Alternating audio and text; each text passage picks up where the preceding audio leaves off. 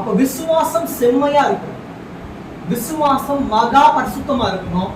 இங்க ஒப்பு கொடுக்கப்பட்ட விசுவாசத்திற்காக நீங்கள் தைரியமாய் போராட வேண்டும். வெற்றி பெற வரைக்கும் போராட வேண்டும். தைரியமாய் போராடணும். போராடுறது வேற, இன்னும் ஒரு பயத்திலேயே போராடுவாங்க. நான் இருந்தாலும் பரவாயில்ல, என்னோட குடும்பம் நல்லா, அப்படி நினைக்கூடாது. நானும் எல்லாருக்கும்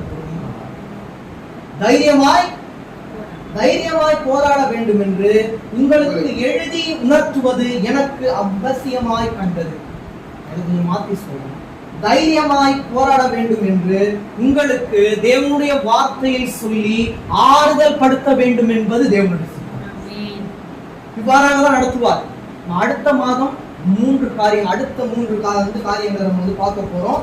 அடுத்த மாதம் எவ்வாறு நடத்துவார் அப்படின்றது எனக்கு தெரியாது, தேவன் நடத்துவார். நீங்கள் நினைத்ததை விட அற்புதமாய் நடத்துவார். அடுத்த 3 நம்ம பார்க்க போறது இரட்சண்யம் என்னும் தலை சீராய், தேவ வசனமாகிய ஆவியின் பட்டயம், இறுதியாக ஜபம், விண்ணப்பம்.